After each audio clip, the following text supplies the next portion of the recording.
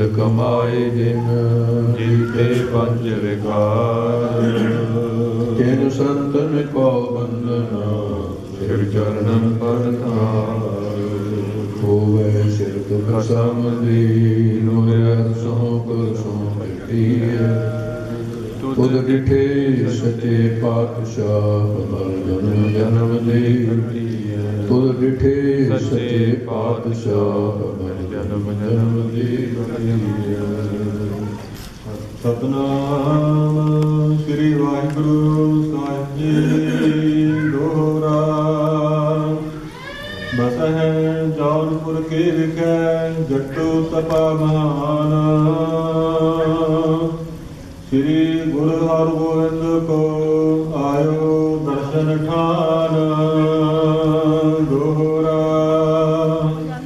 वसहै जौनपुर के विखे जट्टू तपा महान। वाहिगुरु जी का खालसा वाहिगुरु जी की फतेह। परम सत्कारयोग गुरु स्वरूप गुरु खालसा सत संगत जी, आप सर्वत संगतां जो भी भाई भाई सतगुरु जी की पावन पवित्र हजूरी में स्थित हो। गुरु नानक देव 11वें स्वरूप श्री गुरु ग्रंथ साहिब जी महाराज की पावन पवित्र हजूरी है और दूर दराडे श्रोता जन अपने अपने घरों के सतयुगी माहौल बना के बैठे हुए हैं। सतगुरु की गाथा जो गुर प्रताप सूरज ग्रंथ की कथा चल रही है, उस इतिहास का आनंद ते गुरु घर जो कीर्तन हो रहा है कि उस कीर्तन का आनंद, कथा कीर्तन सुखदाई का आनंद प्राप्त कर रहे हो। सो गरीब नवाज सतगुरु बख्शिश करन जिथे इतिहास की लड़ीवार कथा चल रही है, उत्थे चलती हुई कथा विच कुछ विशेष दिहाड़े आ जाते हैं जिहड़े दिहाड़े सिख जगत अपने गुरु साहिबाना की किसी न किसी रूप के अंदर याद मनाते हैं।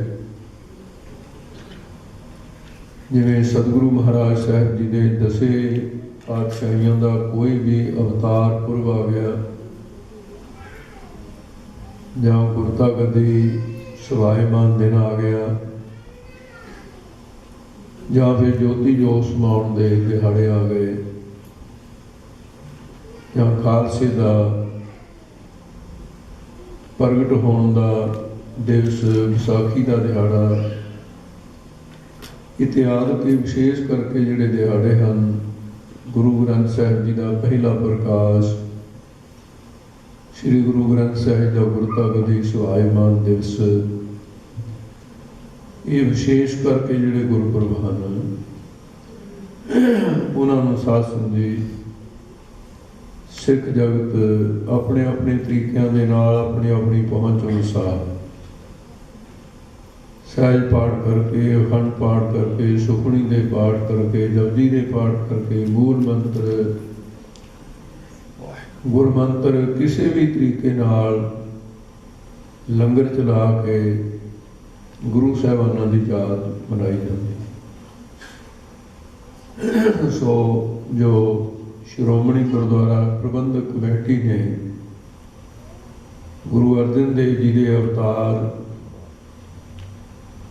दिहाड़े नूं समर्पित मनाउण वास्ते जिहड़ा दिन नियत किया होया है ते वो अज का दिन नियत किया होया है। सतगुरु महाराज साहब जी श्री गुरु अर्जन देव जी महाराज ते तीसरे पातशाह का पावन बचन है मन चाओ भया प्रभ आगम सुने हर मंगल गाओ सखी ग्रह मंदिर बने। हर गाओ मंगल नित सखिए, सोग दुख न व्यापे, गुर चरण लागे दिन सुभागे, अपना फिर जापे, अनंद बाणी गुर सब जानी, हर नाम हर रस भोगो, कह नानक प्रभ आ मिलिया, करण कारण जोगो। ऐसा परमेश्वर वाहिगुरू कहो नानक प्रभ आ मिलिया, करण कारण जोगो। ऐसा परमेश्वर सरगुण स्वरूप धारण करके संसार विच जे इसनूं संखेप दे नाल भी समझीए तां जिस वेले समा कुछ भयानक शुरू होया ते आउण वाले समय की सूचना हुई, धरती कंब उठी। धरती का अध्यक्ष देव जिन्हों अभिमानी देव कहा जाता है, जिमें अन्न के उत्ते भी एक जानधारी जिउंदा जागदा एक देवता है, उन्होंने अन्न देवता कहा जाता है। पानी के उत्ते अध्यक्ष देव है, उन्होंने पानी का देवता कहा जाता है। सारी अग्नि को कंट्रोल करने वाला है, उन्होंने अग्नि देवता कहा जाता है। अन्न देवता, पानी देवता, वह संतर देवता लोग। तो इस तरह के बखरे बखरे देवते ने उन्होंने अभिमानी देवता है। जिमें अपने शरीर का अभिमानी देव जीवात्मा है, तो इस तरह जिहड़ा अध्यक्ष देव सी उसने जाके ब्रह्मा को पुकार की थी। ब्रह्मा ने अभिमानी देव धरती दे नूं कहा भी मेरे बस की बात नहीं,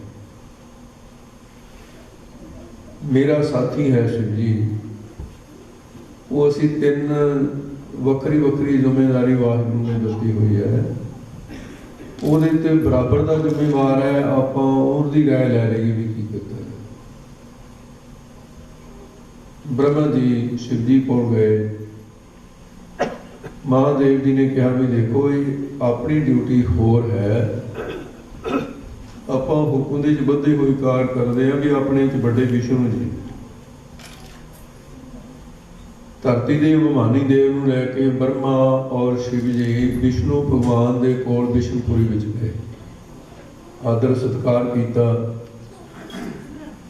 जदों मसला विचारिया गया तो भगवान विष्णु जी कहन लगे भी देखो ये अपनी तिन्हां दी ड्यूटी जिहड़ी आ वखरी वखरी वाहिगुरू ने लाई हुई है। एका माई जुगत ब्याई, तीन चेले परवान, एक संसारी, एक भंडारी, एक लय दी बात।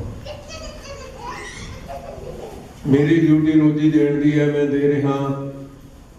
ब्रह्मा जी तुसीं भांडे साजदे हो, साज रहे हो, और लैता करन दी ड्यूटी शिव जी जी तुहाडी है, तुसीं वो ड्यूटी कर रहे हो।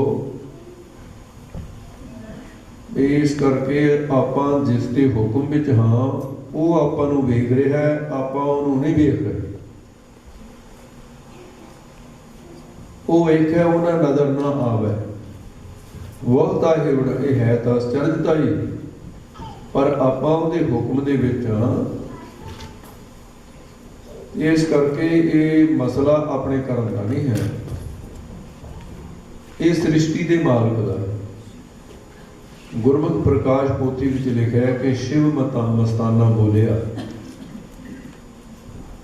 कि हे विष्णु मैं तो हुण तक तैनूं रब समझदा सी भी तू साडा सारियां तो वड्डा है, तू ही रब है। तो उस वेले विष्णु जी कहन लगे भोलेनाथ जान बुझ के मस्ताने बनदे हो,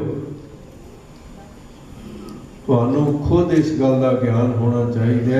तेरे और मेरे वर्गे ते ब्रह्मा वर्गे काल पुरख की देह मो कोट के विसन महेश, कोट इंद्र राक्षस इत्यादि के बेअंत देवते उहदे किकरों विच राक्षस करोड़ दे करोड़ां की गिनती दे विच। इस करके वो मालक है अपना, आप तो हुक्म के बंदे कार करने वाले हाँ, आप अकाल के अधीन है, वो अकाल है।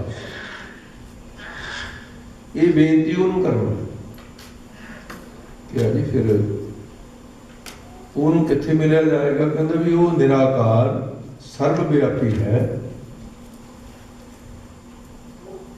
ਪਰ ਫਿਰ ਵੀ ਉਹਨਾਂ ਨੇ ਇੱਕ ਗੱਲ ਕਹੀ ਹੋਈ ਹੈ ਵੀ ਜੇ ਕਿਤੇ ਅੱਧ ਦਰਜੇ ਦੀ ਤੁਹਾਨੂੰ ਕੋਈ ਲੋੜ ਪੈ ਜਾਏ ਹੈ ਤਾਂ ਮੈਂ ਵਿਆਪਕ ਸਾਰੀ ਹੈ। ਕਹੋ ਕਬੀਰ ਮੇਰੀ ਮਾਧਵਾ ਤੂੰ ਸਰਬ ਵਿਆਪੀ। ਤੇ ਬੱਚਿਆਂ ਵਾਂਗੂ ਇਹਨਾਂ ਦੇਵਤਿਆਂ ਨੂੰ ਇੱਕ ਜਗ੍ਹਾ ਨਿਸ਼ਚਿਤ ਕਰਦੀ ਥੋਂ ਜਦੋਂ ਕਿਤੇ ਵੀ ਮੈਂ ਨਾ ਤੁਹਾਨੂੰ ਤੁਸੀਂ ਮੈਨੂੰ ਲੱਭਣਾ ਹੋਵੇ, ਖੀਰ ਸਮੁੰਦਰ ਵਿੱਚ ਆ ਕੇ ਪੁਕਾਰ ਕਰੋ। ਜਿੱਥੋਂ ਪੁਰਾਣਾ ਵਾਲੇ ਨੇ ਲਿਖਤਾ ਵੀ ਉਹ ਖੀਰ ਸਮੁੰਦਰ ਦੇ ਵਿੱਚ ਰਹਿੰਦਾ ਹੈ, ਸ਼ੇਸ਼ਨਾਗ ਦੀ ਛਾਇਆ ਦੇ ਉਹਦੇ ਉੱਤੇ ਰਹਿੰਦਾ ਹੈ, ਸੇਜਾ ਦੇ ਉੱਤੇ। ਇਹ ਇੱਕ ਬੱਚਿਆਂ ਵਾਂਗੂ ਸਮਝਾਉਣ ਵਾਲੀ ਗੱਲ ਹੈ, ਪਰ ਉਹ ਵਿਆਪਕ ਹੈ ਵੀ ਆਪਾਂ ਉੱਥੇ ਖੜ ਕੇ ਪੁਕਾਰ ਕਰਦੇ ਹਾਂ। ਦੇਵਤਿਆਂ ਨੇ ਪੁਕਾਰ ਕੀਤੀ, ਤਰਾਹਿਮਾ ਕੀਤਾ ਤੇ ਨਿਰਾਕਾਰ ਦੇ ਦੇਸ਼ ਤੋਂ ਆਵਾਜ਼ ਆਈ, ਉੱਚੀ ਆਵਾਜ਼ ਆਈ, ਦੇਵਤਿਓ ਤੁਹਾਡੀ ਪੁਕਾਰ ਮਨਜ਼ੂਰ ਹੈ, ਕੀ ਚਾਹੁੰਦੇ ਹੋ? ਵਿਸ਼ਨੂੰ ਜੀ ਨੇ ਕਿਹਾ, ਪਰਮੇਸ਼ਵਰ ਜੀ ਧਰਤੀ ਦਾ ਦੇਵ ਕਹਿ ਰਿਹਾ ਮੇਰੇ ਤੋਂ ਭਾਰ ਨਹੀਂ ਸਹਿਣ ਹੋ ਰਿਹਾ, ਤੁਸਾਂ ਨੇ ਮੇਰੀ ਡਿਊਟੀ ਲਾਈ, ਮੈਂ 23 ਵਾਰ ਸੰਸਾਰ ਵਿੱਚ ਜਾ ਚੁੱਕਾ, ਜੋ ਕਰਤੱਵ ਮੈਨੂੰ ਆ ਗਿਆ ਹੋਏ ਕੀਤੇ, ਜੋ ਮੇਰੀ ਪਹੁੰਚ ਵਿੱਚ ਸਨ। 7 ਵਾਰੀ ਬ੍ਰਹਮਾ ਜੀ ਗਏ, 11 ਵਾਰ ਸ਼ਿਵ ਜੀ ਗਏ, ਤੇ ਹੁਣ 24ਵੀਂ ਵਾਰ ਮੇਰੇ ਲਈ ਸਮਾਂ ਨਿਸ਼ਚਿਤ ਹੈ, ਨੇਕ ਲੰਕ ਰੂਪ ਹੋ ਕਰਕੇ ਜਾਣਾ ਹੈ। ਪਰ ਇਹ ਮਸਲਾ ਕਿਵੇਂ ਕੀਤਾ ਜਾਏ? ਤਾਂ ਬੜੀ ਜਲਦੀ ਲੋੜ ਪੈ ਗਈ ਹੈ ਦਾਤਾ। ਅਕਾਲ ਪੁਰਖ ਜੀ ਨੇ ਕਿਹਾ ਕਿ ਇਸ ਵਾਰ ਮੈਂ ਕਿਸੇ ਹੋਰ ਨੂੰ ਭੇਜਣ ਦੀ ਬਜਾਏ ਖੁਦ ਜਾਵਾਂਗਾ। ਦੇਵਤਿਆਂ ਲਈ ਇੱਕ ਬੜੀ ਖੁਸ਼ੀ ਦੀ ਬਾਤ ਸੀ। ਬ੍ਰਹਮਾ ਜੀ ਨੇ ਉਸ ਵੇਲੇ ਮੌਕਾ ਸੰਭਾਲਦਿਆਂ ਕਿਹਾ ਕਿ ਦਾਤਾ ਜਿਸ ਪਰਮਾਤਮਾ ਦੇ 21 ਕਰੋੜ ਵਿੱਚ ਸਾਡੇ ਵਰਗੇ ਕਰੋੜਾਂ ਤੁਸੀਂ ਨਿੱਕੇ ਜਿਹੇ ਸਰੂਪ ਵਿੱਚ ਆਓਗੇ? ਕਹਿੰਦੇ ਹਾਂ। ਇੱਕ ਦੰਪਤੀ ਨਾਲ ਐਸਾ ਹੀ ਵਾਅਦਾ ਹੈ। ਦੰਪਤੀ ਕਹਿੰਦੇ ਪਤੀ ਸਤੀ। ਬ੍ਰਹਮਾ ਜੀ ਨੇ ਪੁੱਛਿਆ ਕਿਸ ਦੇਸ਼ ਵਿੱਚ ਆਓਗੇ, ਕਿਸ ਵੰਸ਼ ਵਿੱਚ ਆਓਗੇ, ਨਾਮ ਕੀ ਹੋਏਗਾ ਆਪ ਜੀ ਦਾ? ਤੁਹਾਡੇ ਆਉਣ ਤੋਂ ਪਹਿਲਾਂ ਬਹੁਤ ਸਾਰੇ ਦੇਵਤੇ ਮਨੁੱਖ ਸਜਾਮੇ ਦੇ ਵਿੱਚ ਚਲੇ ਜਾਣਗੇ ਆਪ ਜੀ ਦੀ ਸੇਵਾ ਵਾਸਤੇ। ਦੇਵੀ ਗੁਣਾਂ ਪਰਮੇਸ਼ਰ ਜੀ ਨੇ ਦੱਸ ਦਿੱਤਾ ਕਿ ਮੈਂ ਪਸ਼ਚਿਮ ਦੀ ਸ਼ੁਭ ਧਰਤੀ ਵਾਰ ਦੇ ਵਿੱਚ ਬੇਦੀ ਵੰਸ਼ ਜਾਵਾਂਗਾ, ਉਸ ਵੇਲੇ ਮੇਰਾ ਨਾਮ ਨਾਨਕ ਹੋਏਗਾ। ਇਹ ਵਾਰਤਾ ਬ੍ਰਹਮਾ ਜੀ ਨੇ ਮਹਾਰਿਸ਼ੀ ਵਿਆਸ ਨੂੰ ਦੱਸੀ। ਵਿਆਸ ਜੀ ਨੇ ਆਪਣੇ ਰਚਿਤ ਪੁਰਾਣਾਂ ਦੇ ਅੰਦਰ 12 ਸ਼ਲੋਕ ਭਵਿੱਖਿਅਤ ਪੁਰਾਣ ਵਿੱਚ ਅੰਕਿਤ ਕੀਤੇ। ਉਹਦੇ ਲਿਖਿਆ ਏਵੰ ਬਹਿ ਧਰਮ ਵਿਚਰੀਆਂ ਵਿਵਿਕਤੀ ਜਦਾ ਕਲੂ ਤਦਾ ਵੈ ਲੋਕ ਰੱਖਿਆ ਤੰ ਮਲੇਸ਼ਾਂ ਦਾ ਨਾਸ ਚੇਚ ਪਸ਼ਚਿਮੰ ਸੋਹੇ ਦੇਸ਼ੇ ਬੇਦੀ ਵੰਸ਼ੇ ਚ ਨਾਨਕ। ਇਹ 11 ਸ਼ਲੋਕ ਹੋਰ ਨੇ ਸੀ। ਔਰ ਇਹਦੇ ਚ ਨਾਲ ਇੱਕ ਪਤਾ ਦਿੱਤਾ ਕਿ ਬ੍ਰਹਮਾ ਜੀ ਮੈਂ ਕੇਵਲ ਇੱਕੋ ਹੀ ਜਾਮਾ ਨਹੀਂ ਧਾਰਨ ਕਰਾਂਗਾ, ਮੇਰੇ ਤੋਂ ਬਾਅਦ ਮੇਰੀ ਗੱਦੀ ਨਿਸ਼ੀਨ ਮੇਰੇ ਆਪਣੇ ਜਾਮੇ ਜਿਹੜੇ ਨੇ ਮਨੁੱਖੀ ਜਾਮੇ 10 ਜਾਮਿਆਂ ਵਿੱਚ ਵਰਤਣੇ ਨੇ। ਵੱਖਰੇ ਵੱਖਰੇ ਜਾਮੇ ਕਿਤੇ ਕਿਤੇ ਉਹਨਾਂ ਦਾ ਸਰੂਪ ਧਾਰਨ ਕਰਕੇ ਮੈਂ ਆਪਣੇ ਸਿਧਾਂਤ ਨੂੰ ਅੱਗੇ ਤੋਰਾਂਗਾ, ਜੋ ਪੂਰੇ ਸੰਸਾਰ ਦੇ ਧਰਮਾਂ 'ਚ ਇੱਕ ਨਿਰਾਲਾ ਧਰਮ ਹੋਏਗਾ ਤੇ ਉਹ ਧਰਮ ਨੂੰ ਨਿਰਮਲ ਧਰਮ ਨੂੰ ਜਨਮ ਦੇਵਾਂਗਾ, ਜਿਹਦੇ 'ਚ ਮੁਸਲਮਾਨ ਵੀ ਆ ਸਕੇ, ਹਿੰਦੂ ਵੀ ਆ ਸਕੇ, ਕੋਈ ਵੀ ਆ ਸਕੇ। ਮਾਰਿਆ ਸਿੱਕਾ ਜਗਤ ਵਿੱਚ ਨਾਨਕ ਨਿਰਮਲ ਪੰਥ ਚਲਾਇਆ। ਗੁਰੂ ਨਾਨਕ ਜੀ ਆ ਗਏ। ਆਤਮ ਨਿਰੰਜਨ ਹੈ ਗੁਰੂ ਨਾਨਕ ਧਾਰ ਕੀ ਮੂਰਤ ਹੈ ਜਗ ਆਇਓ। ਲੋਕ ਸੁਣਿਓ ਪਰ ਲੋਕ ਸੁਣਿਓ ਬਿਦ ਲੋਕ ਸੁਣਿਓ ਸਭ ਦਰਸ਼ਨ ਪਾਇਓ। ਸੰਗਤ ਪਾਰ ਉਤਾਰਨ ਕੋ ਗੁਰੂ ਨਾਨਕ ਸਾਹਿਬ ਪੰਥ ਚਲਾਇਓ। ਵਾਹਿਗੁਰੂ ਗੁਰੂ ਨਾਨਕ ਸਾਹਿਬ ਧਾਰ ਕੀ ਮੂਰਤ ਹੈ ਜਗ ਆਇਓ। ਉਸ ਤੋਂ ਬਾਅਦ ਸਿਲਸਿਲੇਵਾਰ ਕੋਈ ਜਾਮਾ ਕਿਤੇ ਪ੍ਰਗਟ ਹੁੰਦਾ ਰਿਹਾ, ਕੋਈ ਕਿਤੇ ਪ੍ਰਗਟ ਹੁੰਦਾ ਰਿਹਾ ਤੇ ਸਮਾਂ ਆਉਣ ਤੋਂ ਉਸ ਜਾਮੇ ਦੇ ਅੰਦਰ ਰੱਬੀ ਜੋਤ, ਦਰਗਾਹੀ ਜੋਤ ਨਿਰੰਕਾਰ ਦੀ ਜਗਦੀ ਰਹੀ। ਜੋਤ ਉਹ ਜੁਗਤ ਸਹਿ ਸਹਿ ਕਾਇਆ ਫਿਰ ਪਲਟੀਆ, ਕਾਇਆ ਬਦਲਦੀ ਗਈ। ਸਮਾਂ ਆ ਗਿਆ। ਪੰਜਵੇਂ ਥਾਂ ਤੇ ਪਰਮੇਸ਼ਰ ਨੇ ਆਪ ਇਸ ਗੁਰਤਾ ਗੱਦੀ ਨੂੰ ਸੰਭਾਲਣਾ ਸੀ, ਔਰ ਜਿਨ੍ਹਾਂ ਦੀ ਬਾਬਤ ਪਤਾ ਨਹੀਂ ਹੈ। ਕਲਯੁਗ ਜਹਾਜ਼ ਅਰਜਨ ਗੁਰੂ ਅਰਜਨ ਦੇਵ ਤਾਂ ਜਹਾਜ਼ ਬਣ ਕੇ ਆਏ ਸੰਸਾਰ ਦੇ ਵਿੱਚ। ਔਰ ਸਤਿਪੁਰਸ਼ਾਂ ਨੇ ਕਿਹਾ ਧੰਨ ਕਹੋ ਗੁਰੂ ਅਰਜਨ ਕੋ। ਬਾਈ ਗੱਲਾਂ ਨਹੀਂ ਕਰਨੀ, ਇਹ ਨਾ ਕਹੋ ਕਰਿਆ ਕਰੋ। ਧੰਨ ਕਹੋ ਗੁਰੂ ਅਰਜਨ ਕੋ, ਜਿਨ ਨਾਮ ਕਾ खोल दिखायो खजाना, रागन ही रागन में शब्द बनाए कर ग्रंथ की वो है समेर सुना। श्री गुरु ग्रंथ साहिब की रचना। और भट्टा ने इथों तक कहा कि ऐ गुरु अर्जन देव तैं जन्मत गुरमत ब्रह्म पछाणे। जन्म तो ही तेनों ब्रह्म की पहचान है, तेनों तू गुरमत का धारनी जन्म तो है। ते ऐसे श्री गुरु अर्जन देव जी महाराज जिन्हां दा जिस वंश विच आगमन होया, सोढ़ वंश विच गुरु रामदास महाराज सच्चे पातशाह दे गृह विखे उन्हां दे अंश-वंश बीबी भानी गुरु अमरदास महाराज सच्चे पातशाह की सपुत्री, गुरु अमरदास महाराज के संतान बच्चे बच्चियां की गिनती 4 है। 2 साहिबजादे हैं, 2 साहिबजादियां हैं। साहिबजादे बाबा मोहन और मोहरी जी हैं, और बेटियां दोने बीबी भानी ते बीबी दानी है। जेठा जी ते रामा जी नूं दोनों बेटियां ब्याह दित्तियां गईयां। टोकरी ढोंदियां नूं ਇਹ ਬਚਨ ਕਹਿਣ ਤੋਂ ਮਾਤਾ ਦੇ ਕਿ ਦਮਾਦ ਇਹੋ ਜਿਹਾ ਹੋਣਾ ਚਾਹੀਦਾ, ਕਹਿੰਦੇ ਭਾਗਾ ਵਾਲੀ ਇਹਦੀ ਵਰਗਾ ਤਾਂ ਇਹੀ ਹੈ। ਫਿਰ ਰਿਸ਼ਤਾ ਹੋਇਆ। ਗੁਰੂ ਘਰ ਦੇ ਵਿੱਚ ਦਮਾਦ ਬਣ ਕੇ ਨਹੀਂ ਰਹੇ, ਸੇਵਕ ਬਣ ਕੇ ਰਹੇ। ਸਮਾਂ ਆਇਆ, ਗੁਰੂ ਰਾਮਦਾਸ ਮਹਾਰਾਜ ਸੱਚੇ ਪਾਤਸ਼ਾਹ ਦੇ ਸੰਯੋਗ ਨਾਲ बीबी भानी की कुख नूं भाग लगे। बिक्रमी संमत 1615 विच एक बेटे ने जन्म लिया जिसका नाम प्रीतिचंद रखा गया। गुरु रामदास की जेठी संतान। ते उस तो 3 वरे बाद 1618 दे विच फिर एक बेटे ने जन्म लिया जिसका नाम महादेव रखा गया। और फिर तीसरी बार जिस महान सतगुरु की उस समय जदों अवतरण होया, वो दिहाड़े की याद असीं मना रहे हैं। श्री गुरु अर्जन देव जी महाराज 1620 विक्रमी संमत ते 19 वैसाख बदी सप्तमी है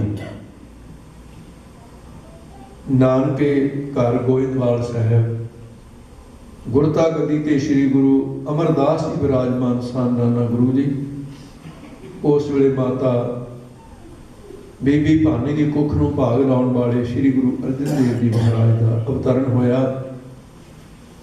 ते उस वेले दे अवतार दिहाड़े दे खुशी दे अंदर सारी दुनिया दे अंदर उस दिहाड़ी की याद कि गुरु साहब जी का अवतरण होया सी। ते 2 दिन अगे कोई मना लवे, 2 दिन पिछे मना लवे, याद उस दिहाड़े की।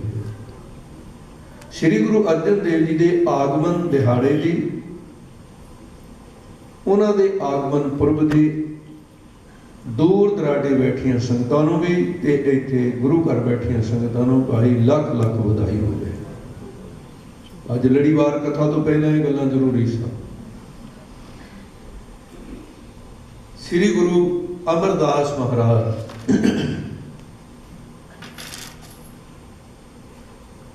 पुत्र अपने थां ते ਉਹਨਾਂ ਦੀ ਬੇਟੀ ਨੇ ਸਾਬਤ ਕਰ ਦਿੱਤਾ ਕਿ ਬੇਟੀਆਂ ਕੋਈ ਬੇਟਿਆਂ ਨਾਲੋਂ ਪਿੱਛੇ ਨਹੀਂ ਹਨ ਕਿਸੇ ਖੇਤਰ ਵਿੱਚ। ਪਿਤਾ ਬਿਰਧ ਹੈ ਤੇ ਬੀਬੀ ਨੇ ਆਪਣੇ ਪਿਤਾ ਦੀ ਡਿਊਟੀ ਸੰਭਾਲੀ ਹੈ ਕਿ ਪਿਤਾ ਨੂੰ ਇਸ਼ਨਾਨ ਕਰਨ ਦੇ ਲਈ ਪਾਣੀ ਬੀਬੀ ਨਹੀਂ ਭਰਨਾ। ਜਦੋਂ ਪਿਤਾ ਜੀ ਇਸ਼ਨਾਨ ਕਰ ਲੈਣ, ਵਸਤਰ ਬਦਲ ਲੈਣ, ਪਿਤਾ ਦੇ ਵਸਤਰ ਧੋਣੇ, ਪਿਤਾ ਨੂੰ ਪ੍ਰਸ਼ਾਦਾ ਛਕਾਉਣਾ, ਭਾਵੇਂ ਭਾਈ ਬੱਲੂ ਹੈ ਉਗਰਾ ਛਕਾਉਣ ਵਾਲਾ, ਪਰ ਇਹ ਸਾਰੇ ਲੰਗਰ ਤਿਆਰ ਕਰਨ ਦੀ ਡਿਊਟੀ ਬੀਬਾ ਜੀ ਆਪ ਕਰਦੇ ਨੇ। ਇਤਿਹਾਸ ਦੇ ਪੰਨੇ ਗਵਾਹ ਹਨ। ਕੁਝ ਵਿਦਵਾਨਾਂ ਨੇ ਜਿਨ੍ਹਾਂ ਦਾ ਸੁਭਾਅ ਬਣ ਚੁੱਕਾ ਹੈ ਕਿ ਕੋਈ ਗੱਲ ਸਾਬਤ ਨਹੀਂ ਰਹਿਣ ਦੇਣੀ, ਉਹਨੂੰ ਕੱਟਣਾ ਵੱਢਣਾ, ਇਹ ਉਹਨਾਂ ਦਾ ਮਤ ਹੋ ਸਕਦਾ ਹੈ, ਭਾਵਨਾ ਵਾਲਿਆਂ ਦਾ ਨਹੀਂ। ਤੇ ਜਿਹੜੀ ਚੌਂਕੀ ਤੇ ਬੈਠ ਕੇ ਮੇਰੇ ਗੁਰਦੇਵ ਪਾਤਸ਼ਾਹ ਕੁਝ ਸਮਾਂ ਧਿਆਨ ਸਾਧਨਾ ਕਰਿਆ ਕਰਦੇ ਸਨ, ਇਸ਼ਨਾਨ ਕਰਨ ਤੋਂ ਬਾਅਦ ਤੇ ਜਦੋਂ ਧਿਆਨ ਸਾਧਨਾ ਵਿੱਚ ਬੈਠ ਗਏ ਤੇ ਇੱਕ ਪਾਵੇ ਨੂੰ ਕੁਝ ਸਮੇਂ ਤੋਂ ਤਰੇੜ ਆਈ ਹੋਈ ਸੀ, ਜਿਹੜਾ ਅਚਾਨਕ ਇੱਕ ਦਿਨ ਘਟਨਾ ਵਾਪਰਦੀ ਹੈ। ਜਦੋਂ ਆਪ ਜੀ ਸਮਾਧੀ ਤੇ ਬੈਠੇ ਹੈ ਤੇ ਪਾਵਾ ਟੁੱਟ ਗਿਆ ਹੈ ਤੇ ਗੁਰੂ ਸਾਹਿਬ ਜੀ ਦਾ ਸਰੀਰ ਦਾ ਬਦਨ ਜਿਹੜਾ ਤਿੰਨ ਪਾਸਿਆਂ ਵਾਲੇ, ਤਿੰਨ ਪਾਵੇ ਵਾਲੇ ਪਾਸੇ ਨੂੰ ਹੈ, ਡਿੱਗੇ ਨਹੀਂ, ਪਰ ਬੀਬੀ ਜੀ ਦੇ ਨਿਗਾਹ ਪੈ ਗਏ ਕਿ ਥੋੜੀ ਜਿਹੀ ਕਰਵਟ ਲਈ ਤਾਂ ਪਿਤਾ ਗੁਰੂ ਦੀ ਬੇਅਦਬੀ ਹੋ ਜਾਏ। ਇਸ ਲਈ ਪਿਤਾ ਜੀ ਸਮਾਧੀ ਵਿੱਚ ਮੈਨੂੰ ਕੁਛ ਕਰਨਾ ਚਾਹੀਦਾ। ਟੁੱਟੇ ਹੋਏ ਪਾਵੇ ਦੇ ਹੇਠਾਂ ਆਪਣਾ ਹੱਥ ਦੇ ਦੇਣਾ ਤੇ ਉਹਦੀਆਂ ਤਿੱਖੀਆਂ ਸਿਲਤਾਂ ਬੀਬੀ ਭਾਨੀ ਦੇ ਜਿਸਮ ਵਿੱਚ ਖੁੱਭ ਗਈਆਂ ਔਰ ਉਹਦੇ ਵਿੱਚੋਂ ਖੂਨ ਵਹਿ ਤੁਰਿਆ। ਤੇ ਕਿਵੇਂ ਸਹਿਨ ਕੀਤਾ, ਇਹ ਤਾਂ ਗੁਰੂ ਅਮਰਦਾਸ ਦੀ ਪੁੱਤਰੀ ਜਾਣੇ ਬੀਬੀ ਭਾਨੀ। ਤੇ ਗੁਰੂ ਸਾਹਿਬ ਜੀ ਨੇਤਰ ਖੋਲਦੇ ਨੇ ਤਾਂ ਚੌਂਕੀ ਦੇ ਹੇਠਾਂ ਖੂਨ ਵਗਦਾ ਵੇਖਦੇ ਨੇ, ਨੀਵੇਂ ਪਾਸੇ ਨੂੰ ਖੂਨ ਜਾ ਰਿਹਾ ਹੈ। ਤਾਂ ਦੋ ਗੱਲਾਂ ਪਿਤਾ ਮਹਾਰਾਜ ਨੇ ਪੁੱਛੀਆਂ। ਇੱਕ ਤਾਂ ਪੁੱਛਿਆ, ਬੇਟੀ ਤੂੰ ਮੇਰੀ ਚੌਂਕੀ ਕੋਲ ਬੈਠੀ ਕੀ ਕਰਦੀ? ਨਹੀਂ ਕਿਹਾ ਕਿ ਪਿਤਾ ਜੀ ਜੇ ਮੈਂ ਨਾ ਬੈਠੀ ਹੁੰਦੀ ਤੁਸੀਂ ਡਿੱਗ ਜਾਂਦੇ, ਇਹ ਨਹੀਂ ਗੱਲ ਕਹੀ। ਦੂਸਰਾ ਜਦੋਂ ਖੂਨ ਵੇਖਿਆ, ਕਹਿਣ ਲੱਗੇ ਪੁੱਤਰੀ ਇਹ ਖੂਨ ਕੈਸਾ ਹੈ? ਤਾਂ ਉੱਥੇ ਬੈਠੀ ਬੈਠੀ ਬੀਬੀ ਭਾਨੀ ਕਹਿਣ ਲੱਗੀ, ਪਿਤਾ ਜੀ ਇਹ ਤਾਂ ਤੁਹਾਡਾ ਆਪਣਾ ਖੂਨ ਹੈ, ਇਹ ਕੋਈ ਬਗਾਨਾ ਨਹੀਂ, ਖੂਨ ਤੁਹਾਡਾ ਹੈ। ਤੇ ਗੁਰੂ ਮਹਾਰਾਜ ਨੇ ਜਦ ਦੇਖਿਆ ਬੀਬੀ ਦਾ ਹੱਥ, ਸਿਲਤਾਂ ਉਹਦੇ ਵਿੱਚ ਖੁੱਭ ਗਈਆਂ ਤੇ ਖੂਨ ਫੁਹਾਰੇ ਦੀ ਤਰ੍ਹਾਂ ਨਿਕਲ ਗਿਆ ਤੇ ਜਿਸਮ ਦੇ ਵਿੱਚੋਂ ਖੂਨ ਕਿੰਨਾ ਨੁਚੜ ਚੁੱਕਾ ਹੈ। ਜਲਦੀ ਦੇ ਕੇ ਉੱਠੇ, ਬੀਬਾ ਜੀ ਦੇ ਹੱਥ ਵਿੱਚੋਂ ਸਿਲਤਾਂ ਕੱਢੀਆਂ ਤੇ ਹੱਥ ਪਕੜਿਆ, ਕਹਿਣ ਲੱਗੇ ਪੁੱਤਰੀ ਤੇ ਐਡੀ ਵੱਡੀ ਸਹਿਨ ਸ਼ਕਤੀ ਦੇ ਵਿੱਚ ਬਾਂਹ ਸੁੰਨ ਹੋ ਚੁੱਕੀ ਹੈ। ਇਤਿਹਾਸ ਕਹਿੰਦੇ ਬਾਂਹ ਸੁੰਨ ਹੋ ਗਈ। ਤੇ ਮਹਾਰਾਜ ਸਾਹਿਬ ਜੀ ਇੰਨੇ ਪ੍ਰਸੰਨ ਹੋਏ, ਇੰਨੇ ਪ੍ਰਸੰਨ ਹੋਏ, ਕਹਿੰਦੇ ਭਾਨੀ ਜੋ ਮਰਜ਼ੀ ਤਿੰਨਾਂ ਲੋਕਾਂ 'ਚ ਪੂਰੇ ਸੰਸਾਰ ਵਿੱਚ ਜੋ ਪਦਾਰਥ ਕਹੇਗੀ ਉਹੀ ਤੈਨੂੰ, ਕੋਈ ਅਦੇ ਵਸਤੂ ਨਹੀਂ ਮੇਰੇ ਕੋਲ ਜਿਹੜੀ ਮੈਂ ਤੈਨੂੰ ਦੇ ਨਾ ਸਕਾਂ, ਜਾਂ ਤੇਰੀ ਸੇਵਾ ਮਨਜ਼ੂਰ ਹੈ। ਕਹਿਣ ਲੱਗੀ ਪਿਤਾ ਮੈਂ ਸੁਣਿਆ ਗੁਰੂ ਨਾਨਕ ਦੇ 7 ਬਾਦਸ਼ਾਹੀਆਂ ਦਾ ਰਾਜ ਬਾਬਰ ਨੂੰ ਦੇ ਦਿੱਤਾ ਸੀ। ਮੈਂ ਇਹ ਵੀ ਸੁਣਿਆ ਕਿ ਗੁਰੂ ਸਾਹਿਬ ਨੇ ਕਿਹਾ ਸੀ ਅਗਰ ਰਾਜ ਠੀਕ ਤਰੀਕੇ ਨਾਲ ਨਹੀਂ ਕਰੋਗੇ ਤਾਂ ਸੀਸ ਦੇ ਕੇ ਇਹਨੂੰ ਵਾਪਸ ਲੈ ਲਵਾਂਗੇ। ਇਹ ਸੰਪਰਦਾਵਾਂ 'ਚ ਇਹੀ ਮਨ ਹੋ ਰਹੀ ਹੈ ਜਿਹੜੀ ਦਾਸ ਆਪ ਜੀ ਦੇ ਨਾਲ ਸਮਝੀ ਕਰਦਾ ਗੱਲ, ਤੇ ਬਿਨਾਂ ਕੱਟੇ ਵੱਡੇ ਸਿਧਾਂਤ ਵਿਚਾਰ ਇਹੀ ਹੈ। ਕੱਟ ਵੱਢ ਕੇ ਇਹਦਾ ਵਿਗਾੜ ਕੇ ਰੂਪ ਕੁਝ ਥੋੜਾ ਜਿਹਾ ਹੋਰ ਤਰ੍ਹਾਂ ਵੀ ਸੁਣਾਇਆ ਜਾਂਦਾ ਹੈ। ਆਪਾਂ ਉਹ ਤੋਂ ਕੀ ਲੈਣਾ, ਭਾਵਨਾ ਦੀ ਗੱਲ ਕਰੀਏ। ਤੇ ਮਹਾਰਾਜ ਤੇ ਹੁਣ ਫਿਰ ਜੇ ਭਾਨੀ ਤੇ ਪ੍ਰਸੰਨ ਹੋਏ ਹੋ, ਦਾਤਾ ਇੱਕ ਗੱਲ ਕਰੋ ਭਾਈ ਗੁਰਦਾਸ ਸਾਹਿਬ ਜੀ ਇਸ ਘਟਨਾ ਨੂੰ ਲਿਖਦੇ ਕਹਿੰਦੇ, ਜਿਚੈ ਪੂਰਵ ਦੇਵਨਾ ਜਿਸ ਕੀ ਬਤ ਤਿਸੇ ਕਰ ਆਵੈ, ਬੈਠਾ ਸੋਢੀ ਪਾਤਸ਼ਾਹ ਰਾਮਦਾਸ ਸਤਿਗੁਰੂ। ਮਹਾਰਾਜ ਸਾਹਿਬ ਸੱਚੇ ਪਾਤਸ਼ਾਹ ਜੋ ਪਿਛਲੇ ਸਮੇਂ ਦੇ ਅੰਦਰ ਬੇਦੀਆਂ ਦੇ ਨਾਲ ਗੱਲ ਸੀ, ਬੇਦੀਆਂ ਦਾ ਵਚਨ ਸੀ, ਚੌਥੀ ਪੀੜ੍ਹੀ ਤੁਹਾਨੂੰ ਗੁਰੂ ਕਰਾਂਗੇ, ਸ੍ਰੀ ਦਸਮ ਗ੍ਰੰਥ ਦੇ ਸਾਰੀ ਵਾਰਤਾ ਹੁੰਦੀ ਹੈ, ਇਤਿਹਾਸ ਵਿੱਚ ਹੁੰਦੀ ਹੈ। ਬੀਬੀ ਭਾਨੀ ਕਹਿਣ ਲੱਗੀ, ਦਾਦਾ ਜੇ ਮੇਰੇ ਹੈਗੀ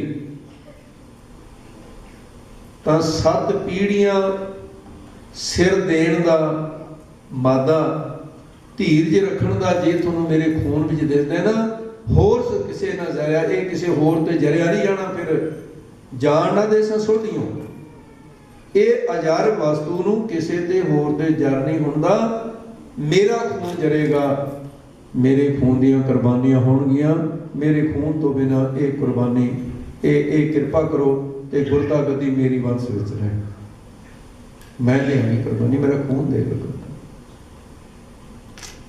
ਗੁਰੂ ਸਾਹਿਬ ਜੀ ਦੀ ਵਰਤ ਉੱਤੇ ਗੁਰਤਾ ਗੱਦੀ ਦੇ ਮਾਲਕ ਹੋਣ ਵੇਲੇ ਗੁਰੂ ਸਾਹਿਬ ਜੀ ਪੁੱਛਦੇ ਨੇ, ਬੇਟੀ ਭਾਨੀ ਮੈਂ ਤੇਰੇ ਤੇ ਬੜਾ ਪ੍ਰਸੰਨ ਹਾਂ, ਇੱਕ ਰੱਬੀ ਭੇਦ ਹੈ, ਤੇਰੇ ਨਾਲ ਪੁੱਤਰ ਸਾਂਝਾ ਕਰਨ ਲੱਗਾ। ਬੇਟੀ ਬੜੀ ਦੁਖਦਾਈ ਗੱਲ ਹੈ ਜਿਹੜੀ ਮੈਂ ਤੈਨੂੰ ਕਹਿਣ ਲੱਗਾ, ਜਰ ਲੈਂਗੀ, ਮੈਨੂੰ ਤੇਰੇ ਤੇ ਭਰੋਸਾ ਹੈ ਕਿ ਤੇਰੇ 'ਚ ਧੀਰਜ ਹੈ। ਕਹਿੰਦੀ ਪਿਤਾ ਜੀ ਹੁਕਮ ਕਰੋ। ਕਹਿੰਦੇ ਤੇਰੇ ਪਤੀ ਦੀ ਉਮਰ ਸੰਪੂਰਨ ਹੋ ਚੁੱਕੀ ਹੈ, ਉਹ ਸੰਸਾਰ ਤੋਂ ਜਾਣ ਵਾਲਾ ਹੈ, ਕੀ ਕਰੇਗੀ ਉਸ ਨੂੰ? ਕਹਿੰਦੀ ਪਿਤਾ ਜੀ ਤੁਹਾਡੀ ਬੇਟੀਆਂ ਤੁਹਾਨੂੰ ਕਲੰਕ ਨਹੀਂ ਲੱਗਣ ਦਿਆਂਗੀ, ਭਾਣਾ ਮੰਨਾਂਗੀ ਔਰ ਧਰਮ ਵਿੱਚ ਸਾਬਤ ਰਹਾਂਗੀ, ਸੰਸਾਰ ਦੀਆਂ ਔਰਤਾਂ ਵਾਂਗੂ ਰੋਣਾ ਚੀਕਣਾ ਨਹੀਂ ਹੋਏਗਾ, ਮੈਂ ਤੇਰੀ ਪੁੱਤਰੀ ਹਾਂ ਦਾਤਾ, ਮੈਂ ਭਾਣਾ ਮੰਨ ਕੇ ਵਿਖਾਵਾਂਗੀ। ਗੁਰੂ ਜੀ ਹੋਰ ਪਸੰਦ ਹੋ ਗਏ, ਕਹਿੰਦੀ ਪੁੱਤਰੀ ਫਿਰ ਜੇ ਇਹ ਗੱਲ ਹੈ ਨਾ, ਮੇਰੀ ਉਮਰ 6 ਸਾਲ 11 ਮਹੀਨੇ 20 ਦਿਨ ਬਾਕੀ ਰਹਿੰਦੀ ਹੈ, ਬਸ ਫਿਰ ਹੁਣ ਤੂੰ ਇਹ ਸਮਝ ਲੈ, ਮੈਂ ਆਪਣੀ ਬਾਕੀ ਦੀ ਉਮਰ ਤੇਰੇ ਪਤੀ ਨੂੰ ਦੇ ਕੇ ਤੇ ਮੈਂ ਹੁਣ ਸੰਸਾਰ ਤੋਂ ਚੱਲਾਂ। ਗੁਰਤਾ ਗੱਦੀ ਦਾ ਮਾਲਕ ਗੁਰੂ ਰਾਮਦਾਸ ਜੀ ਨੂੰ ਬਣਾ ਕੇ ਗੁਰੂ ਅਮਰਦਾਸ ਜੀ ਜੋਤੀ ਜੋਤ ਸਮਾ ਗਏ, ਪਰ ਜੋਤੀ ਜੋਤ ਸਮਾਉਣ ਤੋਂ ਪਹਿਲਾਂ ਆਪਣੇ ਦੋਤਰਿਆਂ ਦੇ ਨਾਲ, ਖਾਸ ਕਰਕੇ ਛੋਟੇ ਦੋਤਰੇ ਸ੍ਰੀ ਗੁਰੂ ਅਰਜਨ ਦੇਵ ਜੀ ਦੇ ਨਾਲ ਇੱਕ ਵਿਸ਼ੇਸ਼ ਕਰਕੇ ਵਾਰਤਾ ਇਤਿਹਾਸ ਦੇ ਪੰਨਿਆਂ ਤੇ ਲਿਖੀ ਹੋਈ ਹੈ। ਵਿਸਥਾਰ ਦੇ ਨਾਲ ਢਾਡੀ ਸਿੰਘ ਸਾਹਿਬਾਨ ਬੜੇ ਗੁਰੂ ਤੋਂ ਸੁਣਾਉਣਗੇ ਆਪ ਜੀ ਨੂੰ, ਤੇ ਮੈਨੂੰ ਵੀ ਇਹ ਹੁਕਮ ਸੀ ਵੀ ਅੱਜ ਥੋੜੀ ਜਿਹੀ ਗੱਲ ਗੁਰਪੁਰਬ ਦੇ ਪ੍ਰਥਾਇਨ ਕੀਤੀ ਜਾਏ। ਮੇਰੀ ਵੀ ਡਿਊਟੀ ਬਣਦੀ ਸੀ, ਇਹਨਾਂ ਨੇ ਕਾਵਿ ਰਚਨਾ ਕਰਨਾ ਹੈ, ਗਾਇਕੀ ਵਿੱਚ ਕਰਨਾ ਹੈ, ਮੈਂ ਭਾਰਤ ਕਾਵਿ ਜੀ ਦੇ ਨਾਲ ਗੱਲ ਕਰਦਾ। ਸ੍ਰੀ ਗੁਰੂ ਅਮਰਦਾਸ ਮਹਾਰਾਜ ਸਮਾਧੀ ਵਿੱਚ ਲੀਨ ਹਨ। ਛੋਟਾ ਦੋਤਰਾ ਕਦੇ ਗੋਡਿਆਂ ਭਾਰ ਉੱਠਦਾ, ਕਦੇ ਅੜਕਾਂ ਭਾਰ ਹੋ ਕੇ ਤੇ ਆਪਣੇ ਚੋਜ ਬਾਲ ਬੰਦੇ ਕਰਦੇ ਹੋਏ ਸ੍ਰੀ ਗੁਰੂ ਅਰਜਨ ਦੇਵ ਜੀ ਮਹਾਰਾਜ ਆਪਣੇ ਨਾਨੇ ਗੁਰੂ ਦੇ ਅਸਥਾਨ ਤੇ ਪਹੁੰਚ ਗਏ ਤੇ ਪੀੜੇ ਸਾਹਿਬ ਦੇ ਜਿੱਥੇ ਬੈਠ ਕੇ ਕਿ ਪੜ ਕੇ ਆਪਣੇ ਹੱਥਾਂ ਦੇ ਨਾਲ ਖੜੇ ਹੋ ਗਏ। ਖੜੇ ਹੋ ਕੇ ਜਦੋਂ ਜ਼ੋਰ ਦੀ ਹਿਲਾਇਆ ਬਣਗਾ ਹਿਲ ਗਿਆ, ਤਾਂ ਗੁਰੂ ਸਾਹਿਬ ਸੁਭਾਵ ਕੇ ਕਹਿੰਦੇ ਕਿਹੜਾ ਪ੍ਰਗਟਿਆ ਪੁਰਖ ਅਵਤਾਰੀ, ਇਹਨੇ ਮੰਜੀ ਹਿਲਾਈ ਸਾਰੀ, ਮੇਰੀ ਮੰਜੀ ਹਿਲਾ ਕੇ ਰੱਖ ਦਿੱਤੀ, ਕੌਣ ਪ੍ਰਗਟ ਹੋ ਗਿਆ ਐਸਾ? ਇਹ ਬੀਬੀ ਭਾਨੀ ਨੇ ਕਿਹਾ ਦੌੜ ਕੇ ਆਈ, ਕਹਿਣ ਲੱਗੀ ਪਿਤਾ ਖਿਮਾ ਕਰਨਾ, ਮੇਰੀ ਅਣਗਹਿਲੀ ਦੇ ਨਾਲ ਤੁਹਾਡੀ ਸਮਾਧੀ ਟੁੱਟ ਗਈ, ਤੁਹਾਡਾ ਆਪਣਾ ਦੋਤਰਾ ਹੈ ਉਹ ਹੇਠਾਂ ਸੀ ਤੇ ਬੱਚਿਆਂ ਦੀ ਤਰ੍ਹਾਂ ਹਰਕਤ ਕੀਤੀ, ਆਪਣਾ ਇੱਕ ਪੈਰ ਚੁੱਕਿਆ ਪਲੰਘੇ ਤੇ ਚੜ੍ਹਨ ਵਾਸਤੇ। ਗੁਰੂ ਅਮਰਦਾਸ ਕਹਿੰਦੇ ਬੜਾ ਕਾਲਾ ਪਿਆ, ਇਹ ਤੂੰ ਹੁਣੇ ਗੱਦੀ ਸਾਂਭਣੀ ਚਾਹੁੰਦਾ? ਨਹੀਂ ਬਈ ਨਹੀਂ, ਮੈਂ ਤੇਰੇ ਬਾਪ ਦਾ ਕਰਜਾਈ ਹਾਂ, ਬੜੀ ਸੇਵਾ ਕੀਤੀ ਤੇਰੇ ਬਾਪ ਨੇ, ਇਸ ਲਈ ਇਹ ਗੱਦੀ ਤੈਨੂੰ ਤੇਰੇ ਪਿਤਾ ਤੋਂ ਮਿਲੂਗੀ, ਮੇਰੇ ਕੋਲੋਂ ਨਹੀਂ। ਬੀਬੀ ਭਾਨੀ ਅਨੰਦਤ ਹੋ ਗਈ, ਪਤੀ ਦਾ ਗੁਰੂ ਹੋਣਾ ਸੁਣ ਲਿਆ ਤੇ ਪੁੱਤਰ ਦਾ ਗੁਰੂ ਹੋਣਾ ਸੁਣ। ਤਾਂ ਫਿਰ ਬੱਚੇ ਨੂੰ ਪਕੜਨ ਲੱਗੀ, ਕਹਿਣ ਲੱਗੇ ਨਾਨੇ ਦੋਤਰੇ ਵਿੱਚ ਬੇਟੀ ਤੂੰ ਨਹੀਂ ਆਉਣਾ, मैं जाना तो मेरा दोहतरा जाने, तू विचकार नहीं होना। चुकन लगे तो शरीर भारी सी, कहते बेटी पानी, हाँ पिता जी, कहते भारी गुरु होगा ये दूसरा वर दिता। चुक्या गोद में बिठा लिया, सिर ते हथ फेरिया, प्यार किया।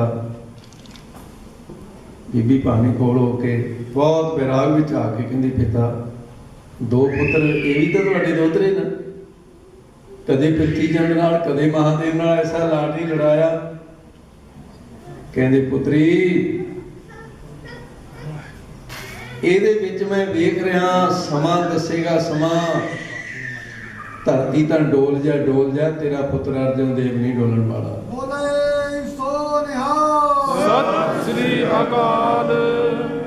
अज मेरी गोद दे विच चौंकड़ा है मेरे दोतरे दा, आउण वाली कल तती तवी ते चौंकड़ा होएगा, ये डोलेगा नहीं। बेटी मैं वेख रहा ਇਹਦੇ ਸੀਸ ਤੇ तत्ता रेत पैंदियां भी तेरी कुख सलखणी कर दी है इसने। दुनिया गवाह होएगी, बहुत बड़ी कुर्बानी होएगी इसकी। ओ गुरु साहब जी जिन्होंने भट्टा ने कहा, जब लौ नहीं भाग बेलार उदय, तब लो भरमते फिरते बहुत आयो। कलकोर समुद्र में बूढ़ थे कहूँ मिटा नहीं रे बिछतायो। तत् विचार या मथुरा जगतारन को अवतार बनायो। जप्यो जिन अर्जन देव गुरु फिर संकट जोन कर बनाया। ते ऐसे सतगुरु कलयुग जहाज अर्जन गुरु ते उन्हां दा अवतरण अवतार दिहाड़ा पूरी दुनिया दे विच मनाया गया। उस दिहाड़े की याद बनाई गई। सो इन्ने क वचन सतगुरां दे आगमन दिहाड़े नाल उस नूं समर्पित। ते हुण बाकी जो लड़ीवार कथा चल रही है, मन बिरतियां एकाग्र करो। गुरु हरगोबिंद साहिब महाराज पिछे सिख का प्रश्न समाप्त हो चुका है, प्रसंग समाप्त होया, अध्याय समाप्त होया। हुण रास पंजवीं का 45वां अंशु शुरू होएगा। ते आओ मन बिरतियां एकाग्र करके सुनो जी। वाहिगुरु जी दोहरा बसह जौनपुर की विके जट्टू तपा महान। एक सिख जिसका नाम जट्टू है, जट्टू तपा बड़ा तपीसर है और जौनपुर के रहने वाला है। बड़ी बड़ी दूर तो सिख आते सर। जौनपुर के रहने वाला जट्टू तपा श्री गुरु हरगोबिंद को आयो दर्शन ठाना। गुरु हरगोबिंद साहब के दर्शन हृदय विच सोच के कि मैं गुरु के दीदार करा, ये ठान के ये धार के आया है। जाओ पई बंधन करी जोर तुग पाना।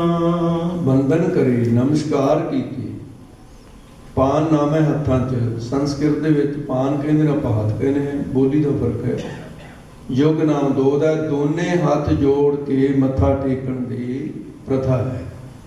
दोवें हाथ जोड़ के इस तरह सिर नीवा करना, अबे दोवें हाथ सीधे धरती नूं लाउणे, इउं पुठे नहीं करना। ये भी एक थोड़ा जिहा रिवाज साडे ईसाई भरावां तो इस्लाम तो प्रभावित होके साडे कई मत्था टेकण वालियां ने अपने अपने ढंग बना लए मत्था टेकण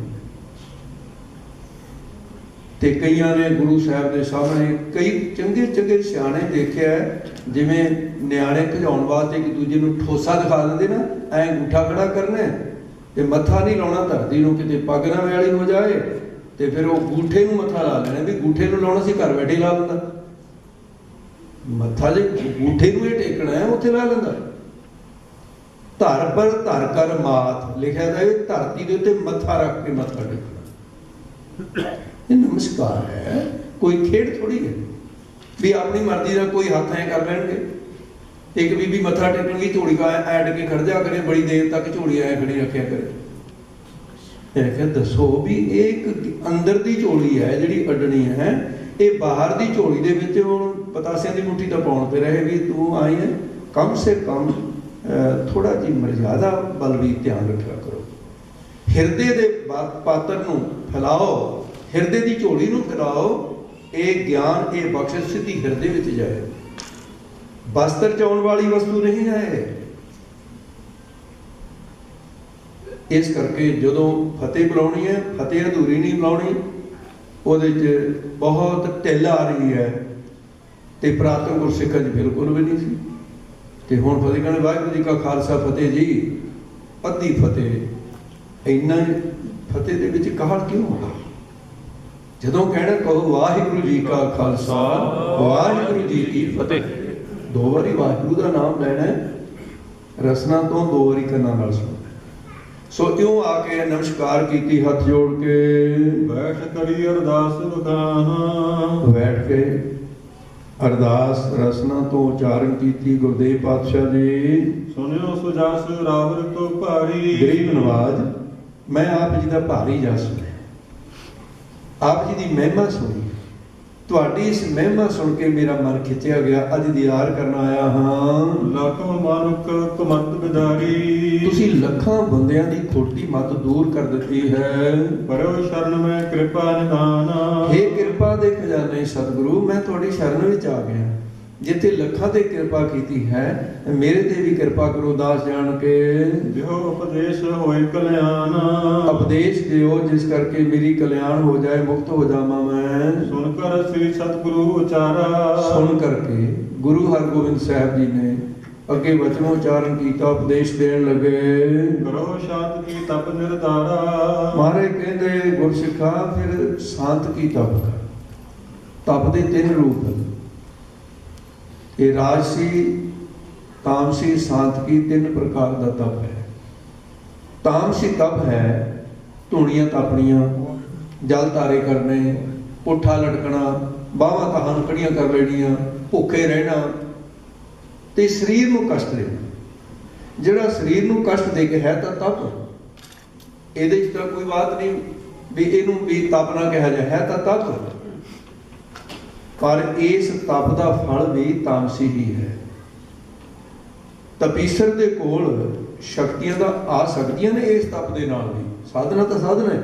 ਪਰ ਇਹ ਯਾਦ ਰੱਖਣ ਵਾਲੀ ਗੱਲ ਹੈ ਵੀ ਯੋਗੀ ਨੂੰ ਕਾਮ ਤੇ ਕ੍ਰੋਧ ਦੋਨੇ ਵੱਧ ਜਾਣਗੇ, ਕਿਉਂਕਿ ਉਹਦਾ ਤਰੀਕਾ ਗਲਤ ਹੈ। ਤਪੱਸਿਆ ਜਿਹੜੀ ਹੈ ਉਹ ਤਾਮਸੀ ਹੈ, ਤਾਮਸੀ ਦਾ ਫਲ ਵੀ ਤਾਮਸੀ ਹੈ। ਦੂਸਰੀ ਤਪੱਸਿਆ ਹੈ ਰਾਜਸੀ ਤਪੱਸਿਆ।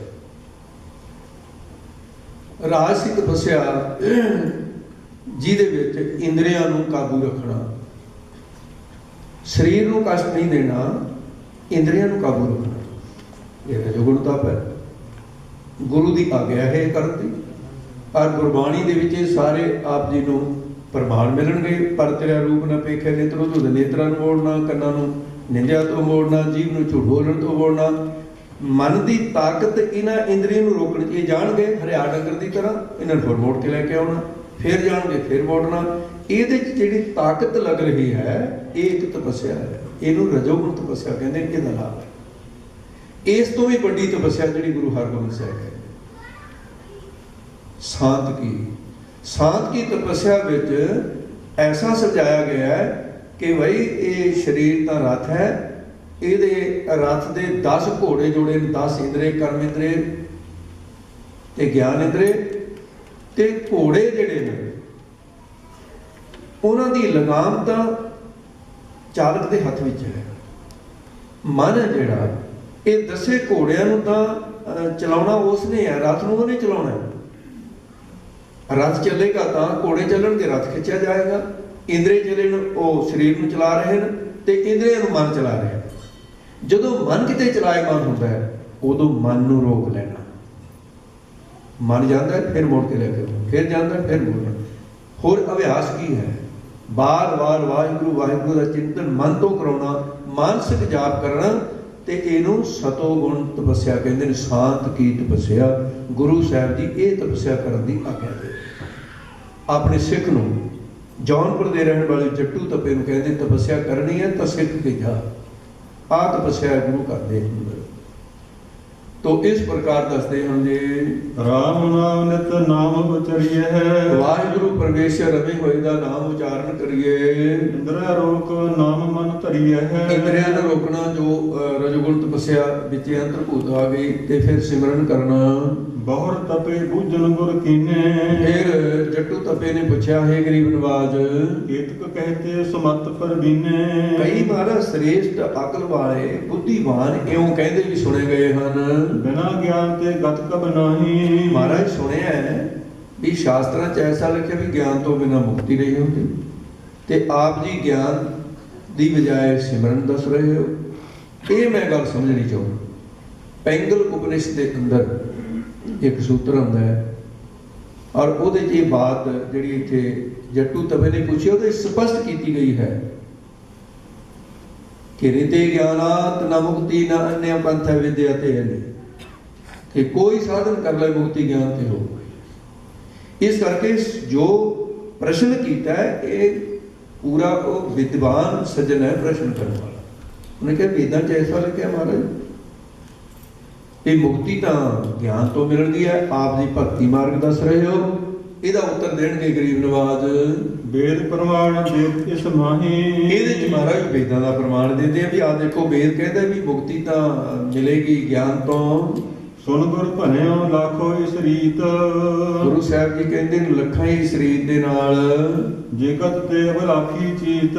ਜਿਹੜੇ ਅਵਲਾਖਾ ਰੱਖਦੇ ਨੇ ਸਾਡੀ ਮੁਕਤ ਹੋ ਜਾਵੇ। ਵਾਹਿਗੁਰੂ ਜਬ ਨਿਸਦਨ ਜਾਪਤ। ਮਹਾਰਾਜ ਕਹਿੰਦੇ ਗੁਰੂ ਨਾਨਕ ਦੇ ਘਰ ਵਿੱਚ ਨਾਮ ਜਪਣ ਤੋਂ ਹੀ ਮੁਕਤੀ ਹੈ। ਉਹ ਕਿਵੇਂ ਹੈ ਅੱਗੇ ਖੋਲ ਕੇ ਦੱਸਣਗੇ ਗਰੀਬ ਨਵਾਜ਼। ਕਹਿੰਦੇ ਭਾਈ ਸ਼ੁਰੂ ਇਹ ਹੈ ਵਾਹਿਗੁਰੂ ਦਾ ਸਿਮਰਨ ਕਰਨਾ, ਗੁਰਮੰਤਰ ਦਾ ਅਭਿਆਸ ਕਰਨਾ, ਕਲਿਆਣ ਇਹਦੇ ਵਿੱਚ ਹੋਏਗੇ। ਚਾਰੋਂ ਦਵਾਰ ਹੋਏ ਤਾਂ ਪ੍ਰਾਪਤ। ਚਾਰੇ ਦਰਵਾਜ਼ੇ ਪ੍ਰਾਪਤ ਹੋ ਜਾਣਗੇ। ਜਿਵੇਂ ਇੱਕ ਮਕਾਨ ਨੂੰ 4 ਦਰਵਾਜ਼ੇ ਲੱਗੇ ਹੁੰਦੇ ਨੇ, ਤੇ ਮਕਾਨ ਵਿੱਚ ਕਿਸੇ ਦਰਵਾਜ਼ੇ ਨਹੀਂ ਵੜ ਜਾਓ, ਅੰਦਰ ਪ੍ਰਵੇਸ਼ ਹੀ ਹੋਣਾ। ਕਹਿੰਦੇ ਪਰ ਤੁਹਾਨੂੰ ਚਾਰੇ ਪ੍ਰਾਪਤ ਹੋ ਜਾਣਗੇ। ਤੁਸੀਂ ਇੱਕ ਦਰਵਾਜ਼ੇ ਦੀ ਗੱਲ ਕਰਦੇ ਹੋ, ਗਿਆਨ ਵੀ ਇੱਕ ਦਰਵਾਜ਼ਾ ਹੈ। ਤੁਸੀਂ ਇੱਕ ਦਰਵਾਜ਼ੇ ਦੀ ਗੱਲ ਕਰਦੇ ਹੋ,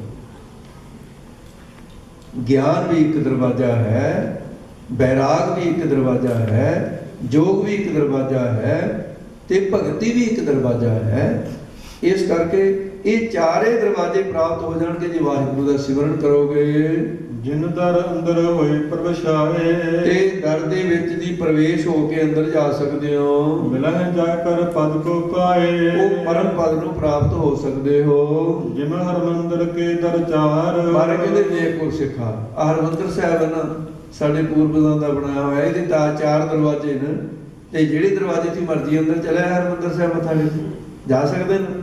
ਕਹਿੰਦੇ ਜੀ ਹਾਂ।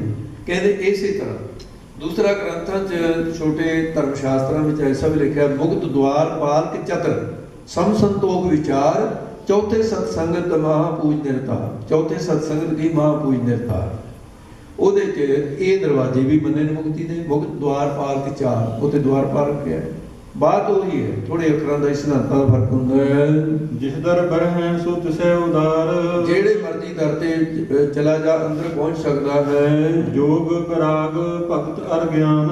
ਜੋਗ ਬੈਰਾਗ ਤੇ ਭਗਤੀ ਔਰ ਗਿਆਨ, ਇਹ 4 ਦਰਵਾਜ਼ੇ ਇੱਕੋ ਜਿਹੇ ਹਨ। ਸਿਮਰੇ ਨਾਮ ਆਏ ਚੌਪਾਨ। ਜਿਹੜਾ ਸਿਮਰਨ ਕਰੇਗਾ ਉਹ ਚਾਰੇ ਦਰਵਾਜ਼ੇ ਉਹਦੇ ਹੱਥ ਆ ਜਾਣਗੇ। ਜਿਹੜੇ ਮਰਜ਼ੀ ਦਰਵਾਜ਼ੇ ਤੇ ਜਾਵੇ ਅੰਦਰ। ਗਰਤ ਇਕਾਗਰ ਕਰ ਅਬਰਾਮ। ਤੇ ਉਹ ਆਪਣੀ ਬਿਰਤੀ ਨੂੰ ਇਕਾਗਰ ਕਰ ਲੇਗਾ ਸੁੰਦਰ। ਪ੍ਰੇਮ ਸਹਿਤ ਸਿਮਰੇ ਸਤਨਾਮ। ਪਰ ਪ੍ਰੇਮ ਦੇ ਨਾਲ ਵਾਹਿਗੁਰੂ ਦਾ ਜਾਪ ਕਰੇ, ਤਬ ਫਲ ਜੋਗ ਕਰੇ ਕੋ ਪਾਵੇ। ਫਿਰ ਭਾਈ ਯੋਗ ਦਾ ਫਲ ਪ੍ਰਾਪਤ ਹੋ ਜਾਵੇਗਾ। ਇਹ ਹੁਣ ਚਾਰਾਂ ਦੀ ਵਿਆਖਿਆ ਕਰਨਗੇ ਨਾ ਮਹਾਰਾਜ। ਜੋ ਕੀ ਹੈ? ਜੋਗਾਸ ਚਿੱਤ ਵਿਰਤੀ ਨੂੰ ਕਹਾ। ਤੇ ਯੋਗ ਉਹ ਹੈ ਕਿ ਚਿੱਤ ਵਿਰਤੀ ਦਾ ਜਿਹੜਾ ਖੰਡਾਅ ਇਹ ਰੁਕ ਜਾਣਾ, ਇੱਕ ਥਾਂ ਕੇਂਦਰਿਤ ਹੋ ਜਾਣੀ, ਇਹਨੂੰ ਯੋਗ ਮੰਨਿਆ ਹੈ ਸ਼ਾਸਤਰਾਂ ਵਿੱਚ। ਤੇ ਦੂਸਰਾ ਮਹਾਂਪੁਰਖ ਸੰਤ ਗਿਆਨੀ ਗੁਰਬਚਨ ਸਿੰਘ ਜੀ ਇੱਕ ਛੋਟਾ ਜਿਹਾ ਪ੍ਰਮਾਣ ਦਿੰਦੇ ਹੁੰਦੇ ਸੀ ਆਪਣੀ ਰਸਨਾ ਤੋਂ। ਉਹ ਕਹਿੰਦੇ ਵੀ ਜਿਹੜਾ ਮੋਢੇ ਦੇ ਉੱਤੇ ਡੰਡਾ ਚੱਕਿਆ, ਕਮੰਡਲ ਹੈ, ਇੱਕ ਪਾਸੇ ਲਟਕਦਾ, ਇੱਕ ਪਾਸੇ ਸਮਾਨ ਚੱਕਦਾ, ਕਹਿੰਦੇ ਡੰਡ ਕਮੰਡਲ ਮੋਢੇ ਭਾਰ, ਡੰਡ ਕਮੰਡਲ ਮੋਢੇ ਭਾਰ, ਜੋਗ ਨਹੀਂ ਕਰਮਾਂ ਦੀ ਮਾਰ। ਯੋਗੀ ਨਹੀਂ ਹੈ, ਕਰਮਾਂ ਦੀ ਮਾਰ ਪਈ ਹੋਈ ਹੈ। ਜੋਗ ਨ ਪਾਇਆ ਜੁਗਤ ਗਵਾਈ, ਕਿਤ ਕਾਰਨ ਸਿਰ ਛਾਈ ਪਾਈ। ਜੋਗ ਨ ਖਿੰਤਾ ਜੋਗ ਨ ਡਿੰਡੈ, ਜੋਗ ਨ ਭਸਮ ਚੜਾਈ ਹੈ, ਅੰਜਨ ਮਹਿ ਨਿਰੰਜਨ ਰਹੀਏ, ਜੋਗ ਜੁਗਤ ਇਵ ਪਾਈ ਹੈ। ਮੁੰਦਾ ਸੰਤੋਖ ਸਰਮਪਤ ਝੋਲੀ, ਧਿਆਨ ਕੀ ਕਰੇ ਵਿਭੂਤ, ਖਿੰਥਾ ਕਾਲ ਕੁਆਰੀ ਕਾਇਆ, ਜੁਗਤ ਡੰਡਾ ਪ੍ਰਤੀਤ, ਆਈ ਪੰਥੀ ਸਲ ਜਮਾਤੀ ਮਨ ਜੀਤੈ ਜਗਜੀਤ। ਆਦੇਸ਼ ਤਿਸੈ ਆਦੇਸ਼, ਆਦ ਅਨੀਲ ਅਨਾਦ ਅਨਾਹਤ, ਜੁਗ ਜੁਗ ਫਿਰ ਕੋ ਵੇਸ। ਇਹ ਸਾਰੇ 4 ਪੌੜੀਆਂ ਯੋਗ ਦੇ ਲੱਖਣ ਕੀਤੇ ਹੋਏ। ਯੋਗ ਹੁੰਦਾ ਕੀ? ਅੰਤਰੀਵ ਜੋਗ ਕੀ ਹੈ, ਬਾਹ ਜੋਗ ਕੀ ਹੈ। ਇਸ ਕਰਕੇ ਮਹਾਰਾਜ ਕਹਿੰਦੇ ਵੀ ਯੋਗ ਬਿਰਤੀ ਦਾ ਜਦੋਂ ਸਿਮਰਨ ਕਰੋਗੇ, ਜਦੋਂ ਬਿਰਤੀ ਉਹਦੇ ਵਿੱਚ ਜੁੜਨ ਲੱਗ ਪਏਗੀ ਤਾਂ ਸਮਝ ਲਓ ਤੁਸੀਂ ਯੋਗੀ ਬਣ ਗਏ, ਕਿਉਂਕਿ ਬਿਰਤੀ ਯੋਗੀ, ਬਿਰਤੀ ਦਾ ਜੁੜਨਾ ਹੀ ਯੋਗ ਦਾ ਪ੍ਰਾਪਤ ਹੋਣਾ ਹੈ। ਬਾਕੀ ਕੋਈ ਖਾਸ ਕੋਈ ਭੇਖ ਲੈ ਲਿਆ, ਗੋਰਖਮਤੀ ਬਣ ਗਏ, ਸੁਆਹ ਬਣ ਲਈ ਜਾਂ ਕੁਝ ਹੋਰ ਜਟਾਂ ਧਾਰਨ ਕਰ ਲੀਆਂ, ਇਹ ਐਸਾ ਯੋਗ ਦੇ ਚਿੰਨ੍ਹ ਗੁਰਮਤ ਵਿੱਚ ਨਹੀਂ ਹਨ। ਤੇ ਇਸ ਤਰ੍ਹਾਂ ਦਾ ਜੋਗੀ ਬਣ, ਗੁਰਸਿੱਖ ਜੋਗੀ ਜਾਗਦੇ, ਮਾਇਆ ਅੰਦਰ ਕਰਨ ਉਦਾਸੀ। ਸਿਮਰਨ ਕਰ ਦਿਸ ਮਨ ਟਿਕ ਜਾਵੇ, ਜਦੋਂ ਸਿਮਰਨ ਕਰਦਿਆਂ ਮਨ ਟਿਕ ਗਿਆ, ਸੱਚਾ ਯੋਗ ਪ੍ਰਾਪਤ ਹੋ ਗਿਆ। ਤਬ ਵਿਸ਼ਯਨ ਤੇ ਲਹੈ ਵਿਰਾਗ, ਕਹਿੰਦੇ ਜਦੋਂ ਮਨ ਟਿਕੇਗਾ, ਗੁਰਸਿੱਖਾ ਇੱਕ ਧਿਆਨ ਰੱਖੀ, ਜਿੰਨੀ ਦੇਰ ਤੱਕ ਮਨ ਟਿਕਦਾ ਨਹੀਂ ਵਿਸ਼ਿਆਂ 'ਚ ਦੌੜਦਾ ਫਿਰੇਗਾ, ਜਦੋਂ ਮਨ ਟਿਕ ਕੇ ਸਿਮਰਨ ਕਰੇਗਾ, ਕਹਿੰਦੇ ਵਿਸ਼ਿਆਂ ਵੱਲੋਂ ਵਿਰਾਗ ਹੋ ਜਾਏ, ਅਪਰਾਮਤਾ ਹੋ ਜਾਏਗੀ ਵਿਸ਼ਿਆਂ ਵੱਲੋਂ, ਤਾਂ ਸਮਝ ਲੈ ਦੂਜਾ ਦਰਵਾਜ਼ਾ ਵੀ ਤੇਰੇ ਹੱਥ ਆ ਗਿਆ। ਸਿਮਰਨ ਕਰਦਿਆਂ ਅੱਖਾਂ ਸਜਲ ਹੋ ਜਾਣਗੀਆਂ, ਵਾਹਿਗੁਰੂ ਵਾਹਿਗੁਰੂ ਕਹਿੰਦੇ, ਰੋਂਗਟੇ ਖੜੇ ਹੋ ਜਾਣਗੇ, ਐਸਾ ਯੋਗ ਪ੍ਰਾਪਤ ਹੋਵੇਗਾ। ਵਿਰਾਗ ਮੂਲ ਭਗਤ ਕੋ ਸਿਮਰਨ ਲਾਗ, ਤੇ ਭਾਈ ਭਗਤੀ ਦਾ ਮੂਲ ਸਿਮਰਨ ਹੀ ਹੈ। ਸਿਮਰਨ ਕਰਦਿਆਂ ਐਸਾ ਕੋ ਪ੍ਰਾਪਤ ਹੋਏ। ਵਿਰਾਗ ਵੀ ਆਪਣੇ ਆਪ ਹੋ ਜਾਏਗਾ। ਹਿਰਦੇ ਜਿਵੇਂ ਫੁਆਰਾ ਫੁੱਟਦਾ ਹੈ, ਧਰਤੀ ਦੇ ਵਿੱਚੋਂ ਸੋਮਾ ਫੁੱਟਦਾ ਪਾਣੀ ਦਾ, ਐ ਵਿਰਾਗ ਦਾ ਸੋਮਾ ਫੁੱਟੇਗਾ। ਪ੍ਰਭ ਹੈ ਪ੍ਰੇਮ ਮਹਾ ਉਪਜਾਇਓ, ਵਾਹਿਗੁਰੂ ਦੇ ਵਿੱਚ ਬਹੁਤ ਵੱਡਾ ਪ੍ਰੇਮ ਹੋ ਜਾਏਗਾ। ਨਿਜ ਦਿਨ ਮਨ ਮੈਂ ਏਕ ਬਸਾਇਓ, ਰਾਤ ਦਿਨ ਵਾਹਿਗੁਰੂ ਪਰਮੇਸ਼ਰ ਦਾ ਚਿੰਤਨ ਹੋਏਗਾ। ਕਿਰਪਾ ਕਰਹਿ ਜਿਸ ਪੈ ਮਹਿ ਲਿਵ ਲਾਈ, ਤੇ ਕਿਰਪਾ ਕਰਕੇ ਵਾਹਿਗੁਰੂ ਜਿਹਦੇ ਤੇ ਜੇ ਲਿਵ ਲਾਈ ਜਾਂਦੀ ਹੈ ਉਹ ਕਿਰਪਾ ਕਰੇਗਾ। ਹਿਰਦੈ ਪਨੈ ਦੇ ਗਿਆਨ ਉਪਾਈ, ਉਹ ਫਿਰ ਹਿਰਦੇ ਦੇ ਵਿੱਚ ਆਪਣਾ ਗਿਆਨ ਦੇ ਦਿੰਦੇ ਆ।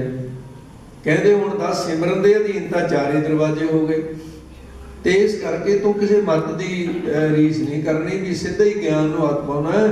ਤੇ ਐਸਾ ਅਹਿਸਾਸ ਜੀ, ਤੇ ਜਿਹੜਾ ਗਿਆਨ ਹੈ ਅਹੰ ਬ੍ਰਹਮ ਅਸਮੀ, ਮਹਾਂਪੁਰਖ ਉਹਨਾਂ ਦੀ ਰਚਨਾ ਤੋਂ ਬਹੁਤ ਵਾਰ ਸੁਣੀਦਾ ਹੈ ਸ਼ਬਦ, ਉਹਨਾਂ ਦੇ ਉਚਾਰਨ ਕੀਤੇ ਸ਼ਬਦਾਂ ਦੀ ਕਥਾ ਦੀ ਵਿਆਖਿਆ ਵਿੱਚ।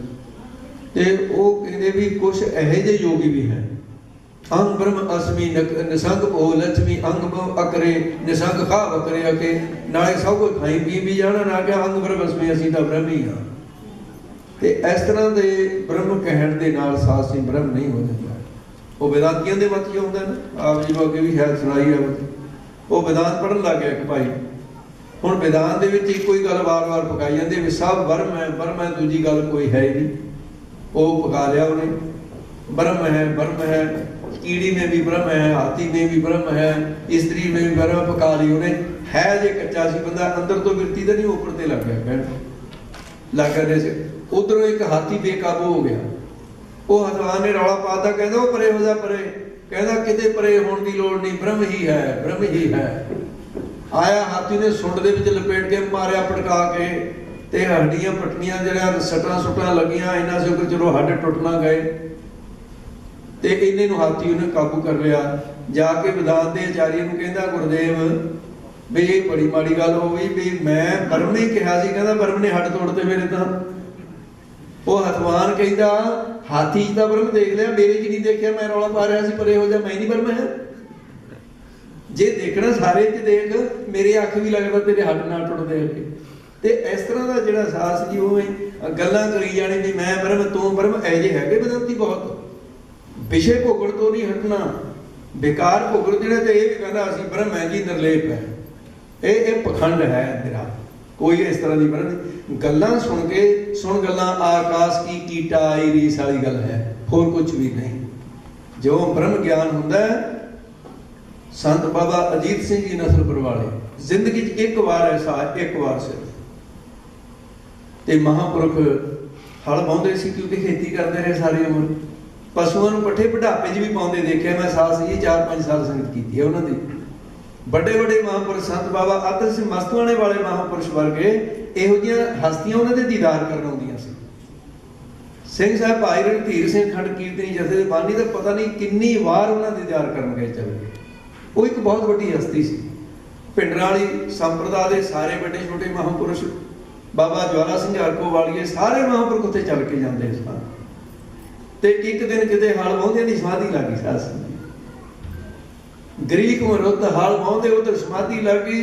ਉਹ ਬਲਦ ਵਿਚਾਰੇ ਆਪਣੇ ਹਿਸਾਬ ਨਾਲ ਗੇੜਾ ਨਹੀਂ ਜਾਣੇ, ਇੱਕ ਥਾਂ ਤੇ ਜੋ ਘੁੰਮੀ ਗਿਆ ਹਲ, ਉਹ ਹਲ ਦੇ ਉਹਨੇ ਹੱਥ ਪਾਇਆ ਸੀ ਤੇ ਨਾਲ ਹੀ ਘੁੰਮੀ ਗਏ, ਨਾਲ ਹੀ ਸਮਾਧੀ ਵਾਹਿਗੁਰੂ ਦੇ ਵਿੱਚ ਇੰਨੇ ਲੀਨ ਹੋ ਗਏ, ਕੋਈ ਪਤਾ ਨਹੀਂ ਚੱਲਿਆ ਵੀ ਕਿੰਨਾ ਕੁ ਸਮਾਂ ਲੰਘ ਗਿਆ।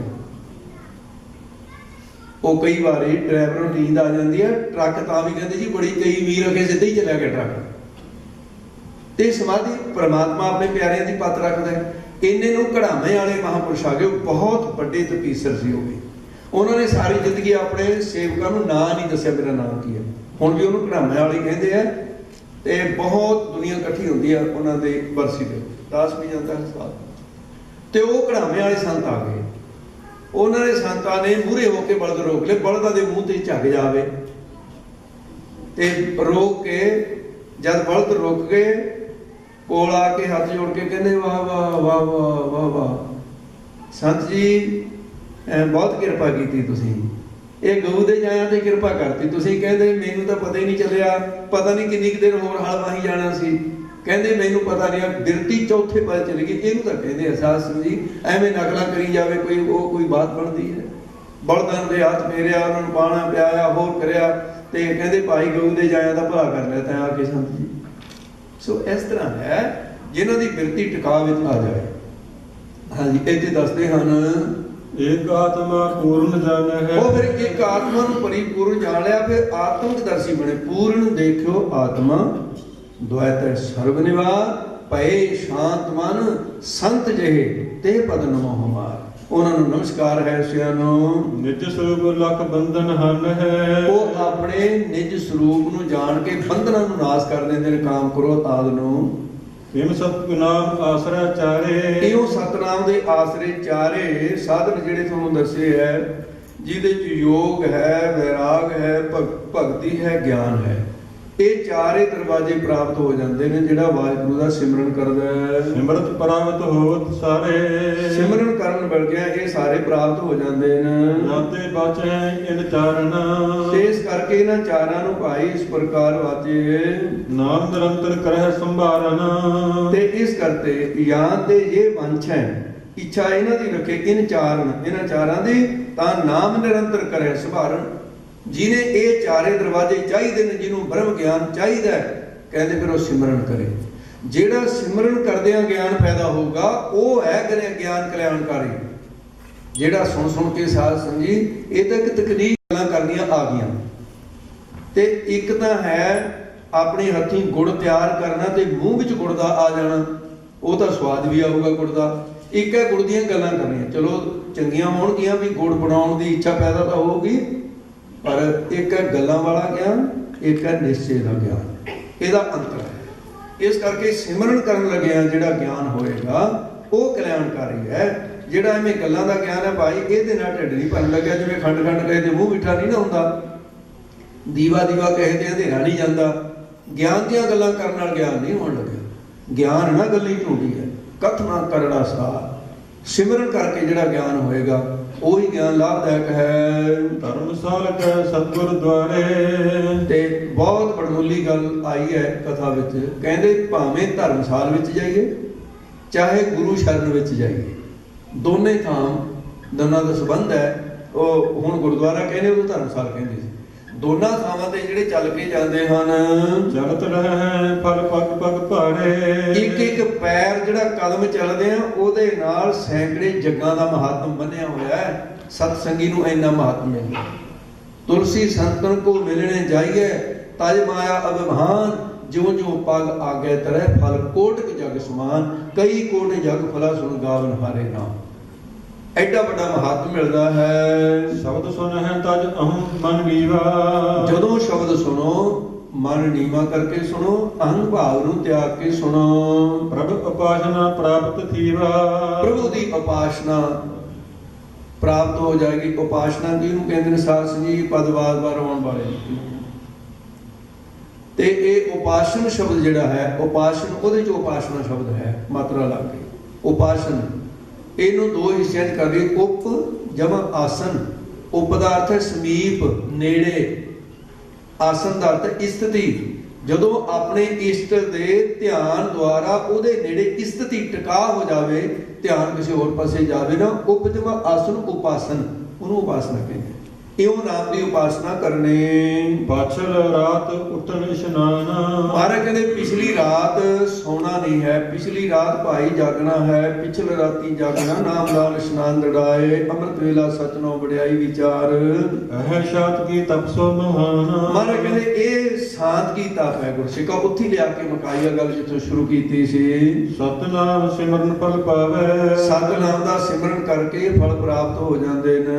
ਮੈਂ ਤਨ ਹੈ ਨਿਸ਼ਚੈ ਠਹਿਰਾਵੇ। ਫਿਰ ਇਹ ਨਿਸ਼ਚਾ ਹੋ ਜਾਊਗਾ ਕਿ ਮੈਂ ਸਰੀਰ ਨਹੀਂ। ਅਸਲੀਅਤ ਹੈ ਇਹ ਅਗਿਆਨ ਕਰਕੇ ਲੱਗਦਾ ਮੈਂ ਸਰੀਰ ਹਾਂ, ਸਰੀਰ ਨਹੀਂ ਹਾਂ ਆਪਾਂ। ਇੰਨੀ ਗੱਲ ਅਗਿਆਨੀ ਵੀ ਕਹਿੰਦਾ ਮੇਰਾ ਸਰੀਰ ਅਜੇ ਠੀਕ ਨਹੀਂ ਹੈ। ਤੈਂ ਤਾਂ ਆਪ ਹੀ ਸਿੱਧ ਕਰਤਾ ਵੀ ਤੂੰ ਸਰੀਰ ਨਹੀਂ ਹੈ, ਅਗਿਆਨੀ ਵੀ। ਤੋ ਇਸ ਕਰਕੇ ਸਾਧ ਸੰਗਤ ਜੀ ਤੇ ਸਰੀਰ ਤੋਂ ਵੱਖਰੀ ਹਸਤੀ ਹੈ ਜਿਹੜੀ ਜੀਵ ਆਤਮਾ, ਇਹ ਤਾਂ ਚਮੜੇ ਦੇ ਕੋਠੇ ਦੇ ਵਿੱਚ ਹੈ। ਚਮੜੇ ਦਾ ਮਕਾਨ ਦਿੱਤਾ ਹੋਇਆ ਵਾਹਿਗੁਰੂ ਨੇ ਬਣਾ ਕੇ ਤੱਤਾਂ ਦਾ। ਉਹਦੇ ਵਿੱਚ ਆਉਣ ਜਾਣ ਵਾਲੀ ਗਤਾਗਤੀ ਕਰਨ ਵਾਲਾ ਆਉਂਦਾ ਜਾਂਦਾ ਹੈ, ਜੰਮਦਾ ਮਰਦਾ, ਸੁਖ ਦੁੱਖ ਭੋਗਦਾ, ਅਨੇਕਾਂ ਜਨਮ ਧਾਰਦਾ। ਕਈ ਜਨਮ ਪੇ ਕੀਟ ਪਤੰਗਾ, ਕਈ ਜਨਮ ਗਾ ਜ਼ਮੀਨ ਕੁਰੰਗਾ, ਕਈ ਜਨਮ ਪੰਖੀ ਸਰਪ ਹੋਇਓ, ਕਈ ਜਨਮ ਹੈ ਬਰ ਬਿਰਖ ਜੋਇਓ। ਬਿਲ ਜਗਦੀਸ਼ ਮਿਲਨ ਕੀ ਬਰੀਆ, ਚਰਨ ਕਾਲ ਇਹ ਦੇਸ਼ ਜਰੀਆ। ਇਸ ਤਰ੍ਹਾਂ ਦਾ ਇਹ ਆਪਣੇ ਆਪ ਨੂੰ ਵੱਖਰਾ ਸਮਝਣ ਲੱਗ ਜਾਂਦਾ। ਫਿਰ ਤਨ ਜਨਮੇ ਤੇ ਜਨਮ ਨ ਮੇਰੋ। ਸਰੀਰ ਜੰਮੇ ਤੋਂ ਸਾਡਾ ਜਨਮ ਨਹੀਂ ਹੋਇਆ। ਬਿਨਸਨ ਤੇ ਬਿਨਸਨ ਨ ਹੈਰੋ। ਜਦੋਂ ਸਰੀਰ ਮਰ ਗਿਆ ਅਸੀਂ ਮਰਨ ਨਹੀਂ ਲੱਗੇ। ਇਹ ਆਤਮਾ ਅਮਰ ਹੈ, ਪ੍ਰਭੂ ਦੀ ਅੰਸ਼ ਹੈ। ਕਹੋ ਕਬੀਰੇ ਰਾਮ ਕੀ ਅੰਸ਼। ਸਤ ਚੇਤਨ ਮੈਂ ਰੂਪ ਆਨੰਦ। ਗਿਆਨ ਕੀ ਹੈ ਕਿ ਮੈਂ ਸਤ ਚੇਤਨ ਆਨੰਦ ਹਾਂ। ਮੇਰੇ ਵਿੱਚ ਕਦੇ ਕੋਈ ਵਿਕਾਰ ਹੋਇਆ ਨਹੀਂ, ਨਾ ਹੋਏਗਾ, ਨਾ ਮੈਂ ਜੰਮਿਆ, ਨਾ ਕਦੇ ਮਰਾਂਗਾ। ਸਰੀਰ ਜੰਮਦਾ ਮਰਦਾ ਰਿਹਾ, ਸਰੀਰ ਆਉਂਦਾ ਜਾਂਦਾ ਰਿਹਾ ਹੈ ਤੇ ਮੈਂ ਸਤ ਚੇਤਨ ਆਨੰਦ ਦੀ ਅੰਸ਼ ਹਾਂ। ਆਤਮਾ ਦੀ ਪਹਿਚਾਨ ਆਤਮਾ ਪਰਾਤਮਾ ਏਕੋ ਕਰੈ, ਅੰਤਰ ਕੀ ਦੁਬਦਾ ਅੰਤਰ ਮਰੈ। ਸਨੇ ਸਨੇ ਐਸੇ ਸੁਖ ਕੰਦ। ਸਨੇ ਸਨੇ ਇਹੋ ਜਿਹਾ ਫਿਰ ਸੁਖ ਸਰੂਪ ਬਣ ਜਾਂਦਾ ਭਾਈ। ਸੁਖਾਂ ਦਾ ਹੀ ਸਮੁੰਦਰ ਬਣ ਜਾਂਦਾ, ਸੁਖਾਂ ਦਾ ਬੱਦਲ, ਸੁਖਾਂ ਦਾ ਕੰਧ, ਸੁਖ ਸਰੂਪ ਬਣ ਜਾਂਦਾ ਹੈ। ਤੇ ਇਸ ਪ੍ਰਕਾਰ ਇਹ ਗਿਆਨ ਹੈ। ਗੁਰੂ ਕਿਰਪਾ ਕਰੇ ਭੁੱਲਾਂ ਚੁੱਕਾਂ ਦੀ ਖਿਮਾ ਕਰਨੀ। ਸਾਧ ਸੰਗਤ ਜੀ ਕੱਲ ਨੂੰ ਫੇਰ ਕੋਈ ਗੁਰਸਿੱਖ ਪ੍ਰਸ਼ਨ ਕਰਨਗੇ।